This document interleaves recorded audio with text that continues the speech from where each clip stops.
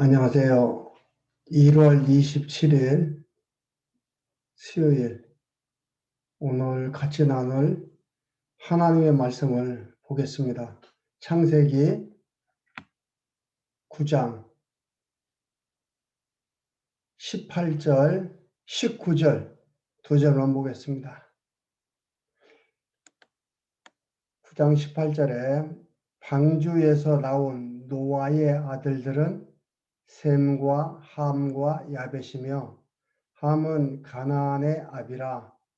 노아의 이 세 아들로조차 백성이 온 땅에 퍼지니라. 우리가 하나님의 말씀을 공부하는 가운데 우리 자주 접하게 되는 말씀, 단어 중에 하나가 심판입니다. 아담의 범죄 이후에 하나님의 심판, 가인의 심판, 여기에 또 노아의 홍수 심판, 이 심판이 나옵니다. 심판이라는 말이 한편으로 보면 두려운 거지요. 근데 아니에요. 심판이 누구한테 두려운 거예요? 잘못한 사람들한테는 두려운 거예요. 근데 그 심판의 심판주가 누구냐? 하나님이에요. 그리고 그 하나님은 우리 아버지예요. 내 아버지가 심판주로 오셔서 심판하는 거예요. 겁납니까? 두렵습니까? 내 아버지가 심판하러 왔는데 어때요? 여러분 이걸 보면서 심판만 나오는 게 아니고 거기에 뭐가 나와요? 언약이 나옵니다.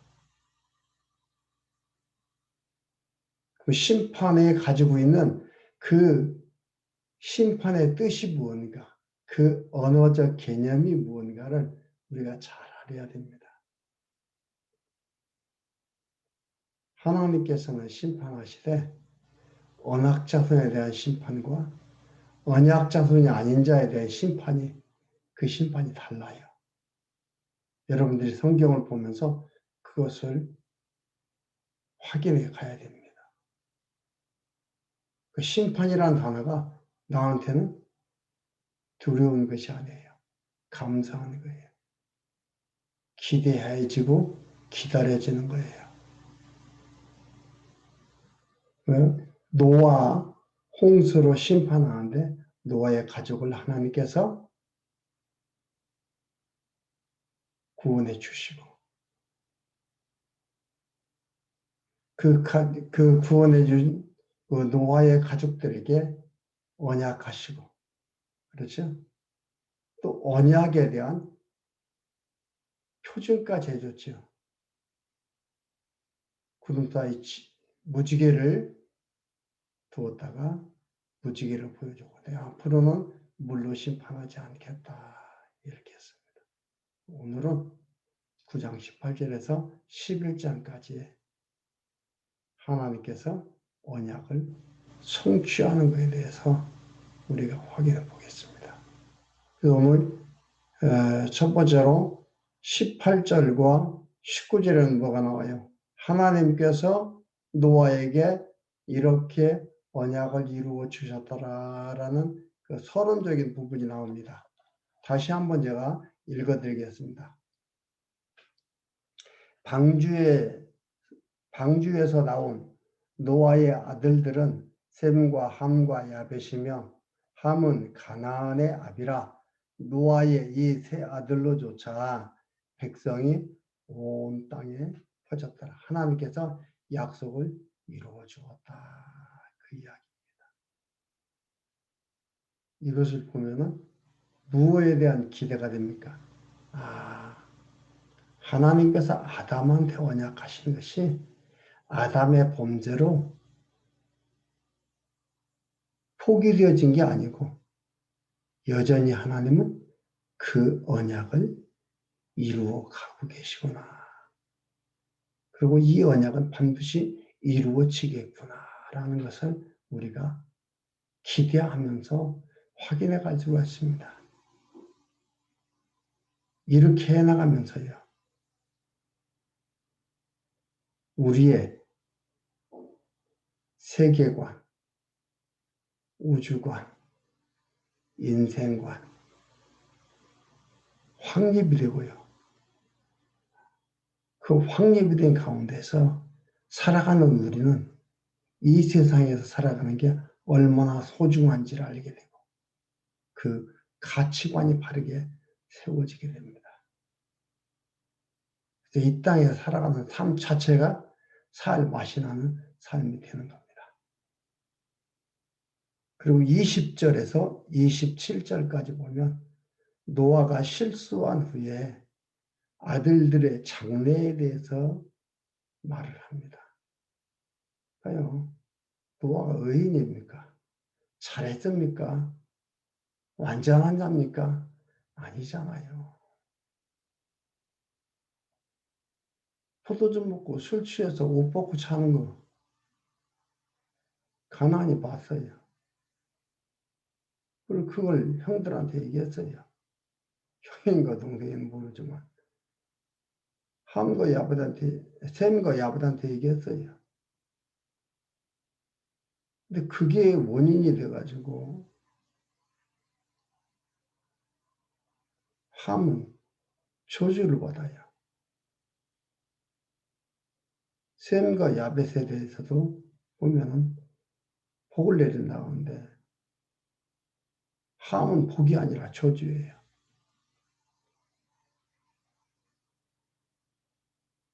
그냥 보면은 잘못은 누가 했어요? 노아가 잘못했어요. 왜 포도주를 취하도록 마시고 옷 벗고 자냐 이 말이에요. 못된 주사가 있는데. 그러니까 이걸 도덕과 윤리적인 개념으로만 보면은 이건 이해할 수가 없는 거예요. 성경은 이해할 수가 없어요. 이렇다고. 그럼 노아도 저주받아야 되죠.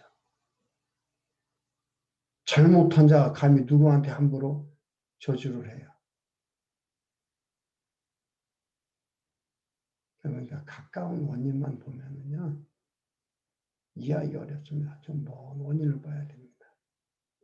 하나님의 영원하신 작전과 예정 속에서 그 뜻을 이루어가는 과정에 놓여 있어요. 그리고 이것 언약 자손을 중심으로 해나가는 것들입니다. 이렇게 아버지의 잘못을 보고서 형제들한테 고했다 그래가지고 이런 일을 당합니다. 제가 생각하면 억울해요. 실수는 아비가 하고 저주는 자식이 받는다.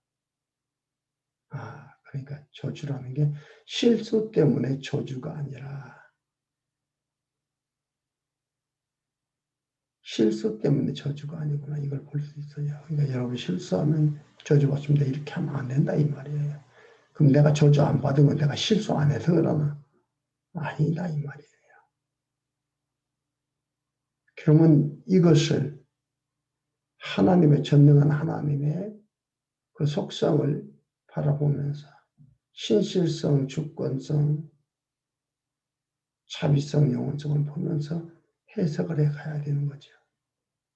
무조건 아니라고 할 수는 없는 겁니다. 그리고 25절에 뭐라고 합니까?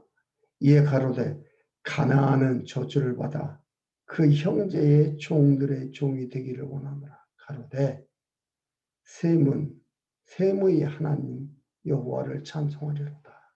셈의 하나님이에요. 하나님은 셈의 하나님이에요.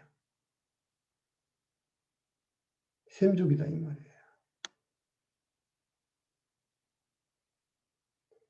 가나안은 셈의 종이 되고 하나님이 야벳을 창대케 하사 하나님이 주가 하나님이에요. 셈의 하나님, 그것도 하나님의 주가. 셈의 장막에 거하게 하시고 가나안은 그 종에 되게 하시기를 원하노라 하였더라. 앞으로 전개될 역사에 대해서 노아가 자녀들에게 유언같이 한 얘기입니다. 앞으로 되어질 역사에 대해서 얘기한 거예요. 역사관이에요. 기독교 역사관이에요.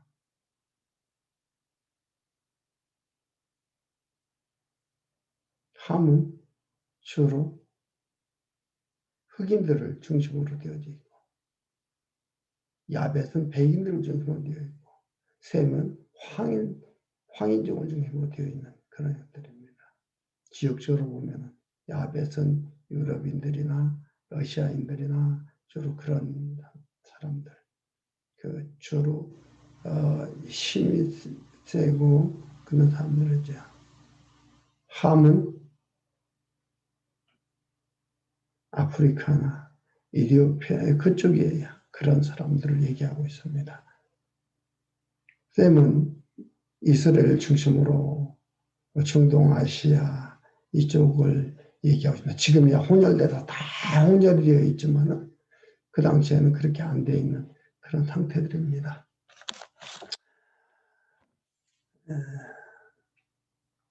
이렇게 해서 하나님께서 노아를 통해서 하나님의 인도하시는 하나님께서 이끌어가시는 그 역사를 예언케 하십니다. 그래서 현재 그런 모습들이 지금 나타나고 있습니다. 그리고 9장 28장에서 28절에서 29절까지 보면 노아가 95세까지 살았습니다. 그리고 10장 1절에서 32절까지 보면은 여호와의 언약대로 번창한 노아의 아들들의 계보가 나옵니다. 10장에 보면은요. 하나님께서 언약대로 번창한 노아 아들들의 계보입니다. 이 10장의 의미가 하나님의 살아계심 확인하는 거예요. 하나님의 신실하심, 하나님이 주권자가 되심, 하나님이 전능자이심 알 수가 있어요. 왜냐하면 노아에게 약속을 했는데 약속대로 이루어 주는 거예요. 살아계셔서 생명을 주시는 하나님이고 역사를 장악해서 인도해 가시는 하나님인 것을 확인시켜 줍니다. 그러게 어떻게 돼요? 내 마음속에서 믿음이라는 게 나오는 겁니다. 하나님이 우리로 하여금 믿게 하시는 거지 내가 하나님을 믿으려고 해서 믿는 게 아닙니다. 그리고 찬양하도록 하는 겁니다. 이게 바로 복음이에요. 놀라운 겁니다.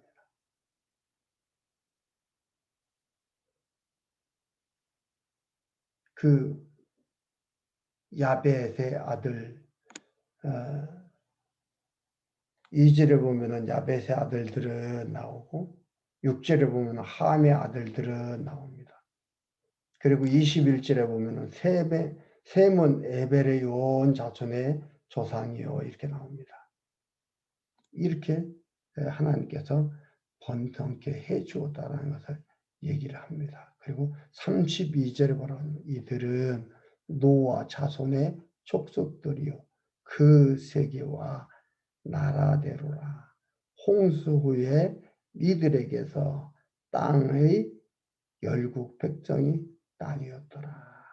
언약대로 번성케 해주고 또 언약대로 어떻게 나뉘어서 이곳저곳에 살아가며 이루었다. 나라를 이루어가는 것을 볼 수가 있습니다. 그리고 마지막 11장 1절에서 9절까지 보면은요. 여호와께서 단합해서 성과 대를 쌓는 인류를 흩습니다. 11장에서 뭐냐면 하나님 여호와께서 사람들이 숫자가 많아지고 번성케 되고 이들이 강력한 힘을 가지고 있다 보니까 어떤 생각을 해요? 사람들이 단합을 해가지고 성을 만들고 대를 만들어서 우리가 쌓아서 우리 하나님 필요 없이 우리끼리 하나가 되자라고 합니다. 그런데 하나님께서 어떻게 해요? 그 인류를 흩어버립니다. 노아의 후손들이 모여 사는데 바벨이라는 곳이 살았습니다. 이들이 모여서 높은 탑을 쌓고 재난을 피해서 살려고 했습니다. 이것을 하나님을 대항하는 일이 되는 거예요.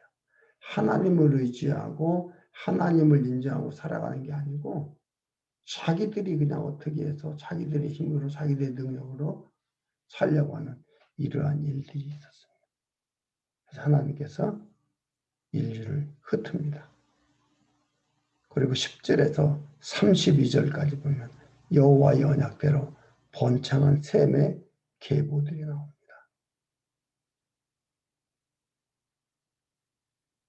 10절에 이렇게 나옵니다. 셈의 후에는 이러하니라. 셈은 100세 곧 홍수 후 2년에 아르박닷을 낳았고 약속대로 이루심을 말해주는 겁니다. 언약의 계보를 말하면서 하나님 여호와이신 것을 언약대로 이루어 주시는 여호와이신 것을 증거를 합니다. 이렇게 해서 하나님을 믿게 만드는 것들이에요. 내가 믿는 것이 아니라겠죠. 하나님을 믿도록 하나님께서 만들어 갑니다. 그 하나님을 알면은 믿을 수밖에 없는 거예요. 믿어지는 거예요. 그 가운데서 또 우리가 봐야 될 것이 있는데요. 30절에서 32절 보면은 이렇게 나옵니다. 사레는 잉태하지 못함으로 자식이 없었더라. 데라가 그 아들 아브람과 하란의 아들 그 손자 롯과 그 자부 아브람의 아내 사레를 데리고 갈대아 우르를 떠나 가나안 땅으로 가고자 하더니 하란에 이르러 거기에 거하였으며 데라는 250세를 향수하고 하란에서 죽었더라. 드디어 아브람과 사레와 롯과 그의 아버지 데라 이들이 등장을 합니다. 이것은 뭐예요? 하나님께서 계속해서 하나님의 언약을 승계시켜 그 언약들을 이루어 가겠다라는 하나님의 의지가 담겨 있는 일입니다. 이런 하나님이 우리를 부르시고 우리를 하나님의 백성 삼았습니다. 그리고 우리가 살아가고 있습니다. 한 가지 또 우리가 기억해야 될 것은 우리는요, 바벨탑 사건을 보면서 생각해야 될 게 있습니다. 지금 보면 어떻습니까? 세계가 하나가 되려고 애를 많이 쓰죠. 경제도 하나로, 화폐도 하나로, 평화와 평등과 이 모든 것을 부르짖으며 나가고 있습니다. 그러나 그 일이 그리 쉽게 이루어져 가질 않아요. 그러나 요한계시록은 뭐라고 얘기합니까? 이 모든 정치 세력들이 하나가 되어져 가는 걸 짐승의 권세라고 합니다. 그리고 종교 세력들은 음녀 권세라고 합니다. 음녀 권세가 짐승 권세를 타고 놀고 하고 있지만 그러나 결국은 메시아 권세에 의해서 다 무너나는 것을 계시록에서 말하고 있습니다. 평화를 외치고 평등을 외치고 나라가 하나됨을 외쳐가지만 그 세력들은 결국은 영원한 세력이 못 된다는 거예요. 영원한 세력은, 영원한 것은 바로 여호와 하나님 안에서의 삶이 영원한 것이고 그 세력이 영원한 세력이 되는 겁니다. 하나님을 믿으면서 의지하며 살아가도록 백성 삼아 불러주신 그 삶을 살고 있는 우리가 얼마나 큰 복을 받은지를 여러분 꼭 기억해 주시기를 바랍니다. 오늘은 여기까지 하겠습니다.